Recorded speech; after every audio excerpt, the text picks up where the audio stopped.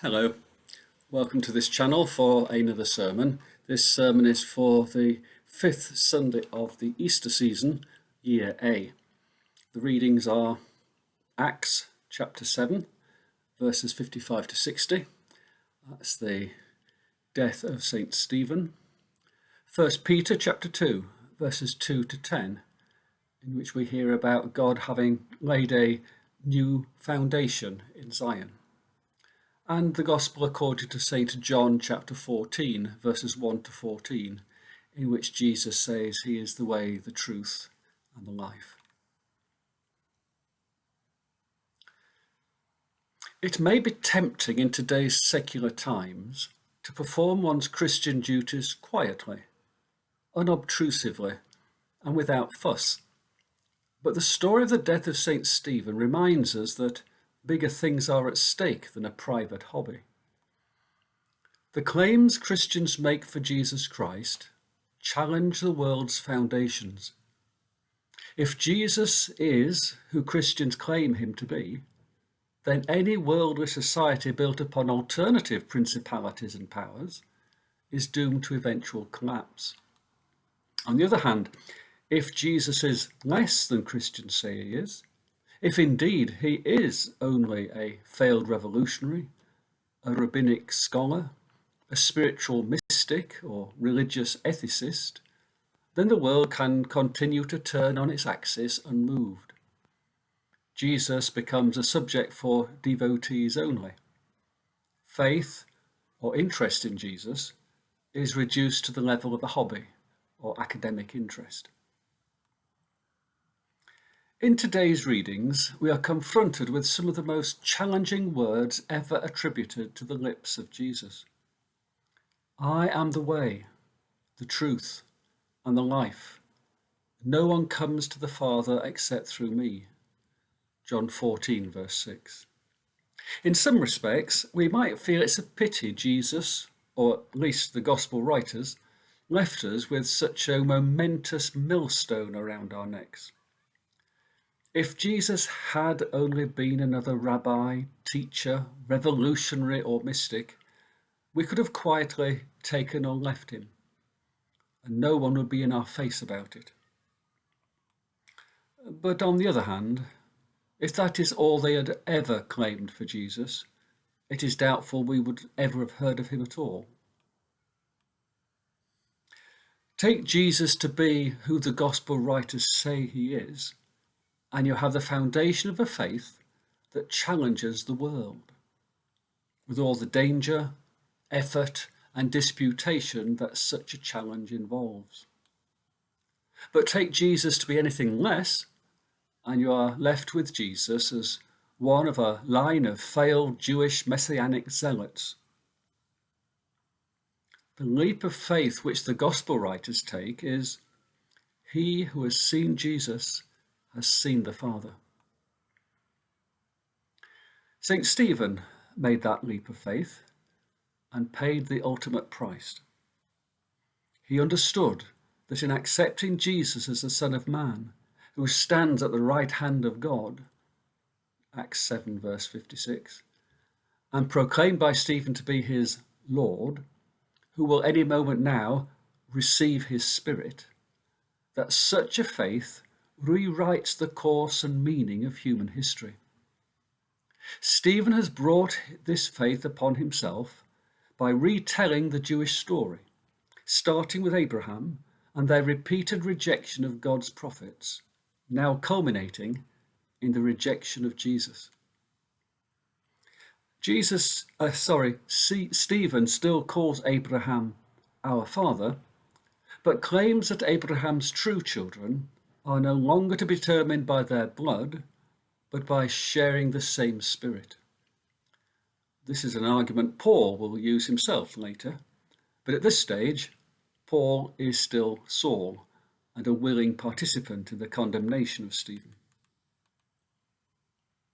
Anyway, this is why it is mentioned early in Acts chapter 6, verse 8, that Stephen was a man full of God's grace and power, who did great wonders and miraculous signs among the people.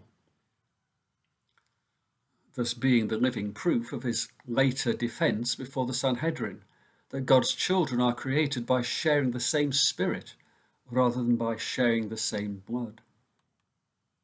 Stephen is rewriting Jewish history to draw a line directly from Abraham to the Christian church, rather than to the high priests and Pharisees. This process of rewriting history continues in our second reading. In First Letter of Peter, we read the claim that God has now laid a new foundation stone in Zion. This symbolism is part of the radical retelling of Israel's story and the radically new direction Jesus has given to the world. The Jews believed that the temple had been built upon the foundation stone, which marked the very first piece of earth that God created when he made dry land in Genesis chapter 1. From this same foundation stone, Jewish tradition claimed God had formed Adam, the first human. Upon this same rock, Abraham had offered to sacrifice Isaac, his son, until a lamb had been miraculously provided by God. Upon this same stone, in later years still, Solomon had built his temple. And there, in the Holy of Holies, was where God had his dwelling place upon earth. All of this rich symbolism is captured in the notion of Jesus becoming the new foundation stone, which God has laid in Zion, in 1 Peter 2, verse 6. But the new temple is built upon the living stone, and those who believe are built into this new global spiritual temple as living stones. So in Peter also, it is as Stephen first proclaimed, the new children of Abraham are those defined not by blood or physical location, such as the temple and the promised land, but by the Spirit. This is why Stephen, in his speech, spent so much time dwelling on the patriarchs of old, who had lived before Solomon's temple.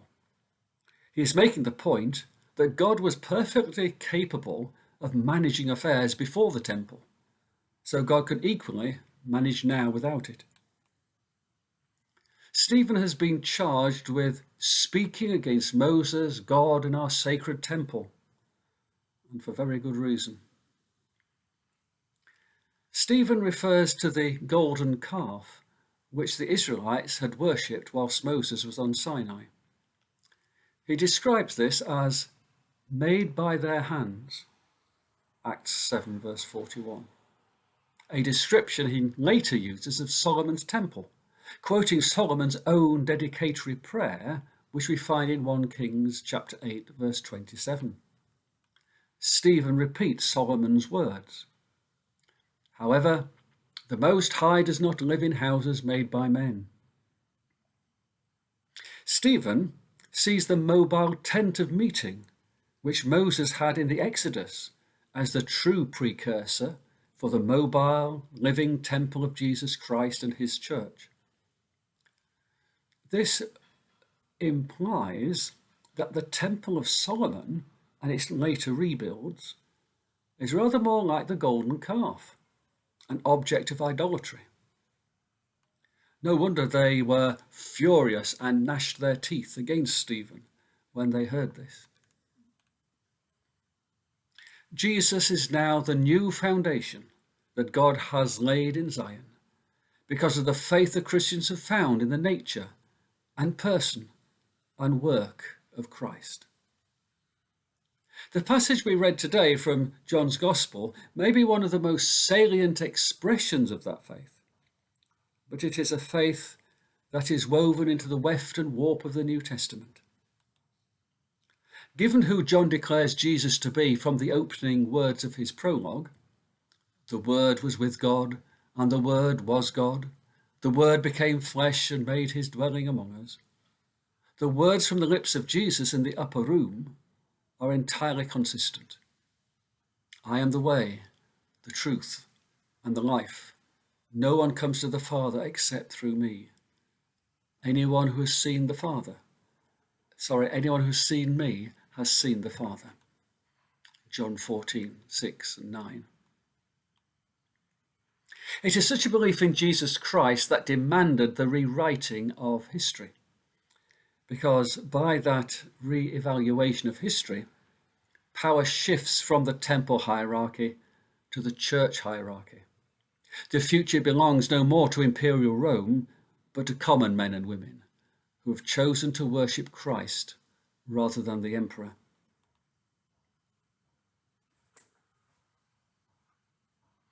We have witnessed several attempts over the past 200 years to unpick the weft and warp of the New Testament and rewrite history to justify the new power brokers of the 19th and 20th centuries.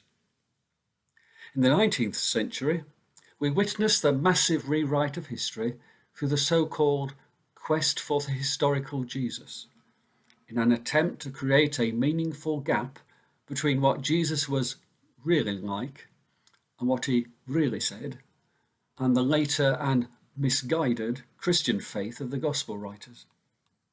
At the time, they believed it necessary to dethrone Christ to fit with a new industrial age dominated by science, commerce, and technological innovation. At the same time as the church was expanding at an unprecedented rate across the globe through Christian missionaries riding on the coattails of imperialism, back in European universities and the bien-pensant salons of political power, you had a movement to render Christ a compatible figure with bourgeois morality, without the revolutionary social challenge or the mysticism of the supernatural in a scientific age. Men found their worth through commerce and hard work in this new industrial age. Thus, towards the end of the 19th century, evangelism became equated with spreading Western morality, alongside Western industrial and scientific progress. Spreading the gospel became synonymous with spreading civilization. There are still some devotees of this 19th and 20th century belief that if we could remove the exclusive claims on what Christian faith is built, such as John 14 verse 6, we would then be left with a Jesus more compatible with the tastes of liberal Western culture. It is a well-intentioned attempt to make Jesus more generally palatable by taking away the sharpest elements of the biblical witness. But the experience so far has been that cutting the Jesus faith to fit the tastes of Western modernism has not widened the acceptance of Jesus' moral teachings, but has only diminished interest in Jesus further. As we entered the new age of 21st century postmodernism, we became aware of a renewed freedom to tell the Christian story without feeling obliged to make it conform artificially to one particular cultural norm among many. Through globalization and mass migration, we are more aware than ever that Western modernism is just one lens of many through which people may view the Christian faith. We are beginning to see that Western liberalism is no more guaranteed to reign supreme than the American dollar is destined to remain forever the global reserve currency. In the first dawn of the postmodern age, Christians rejoiced in a new freedom to preach the gospel of spiritual power bestowed by a loving divine Father, revealed in his miracle-working, death-conquering Son. Freed from the constraints of a narrow, empiricist, rationalistic ideology, the church felt free to breathe again. Yet within a decade of this new age, we have discovered that what is sauce for the goose is sauce for the gander. Christians are not the only ones who can rewrite history. We saw in the mid-20th century the communist attempt to rewrite history come and fade away. but many others are busy today making their own assault on our collective memory. Putin is rewriting history to glorify the Soviet Union and justify the Greater Russia policy. Black Lives Matter is a radical rewriting of history based on racial and left-wing political ideology to pull down past leaders and promote new ones. History is never about the past. It is about power in the present and control of the future.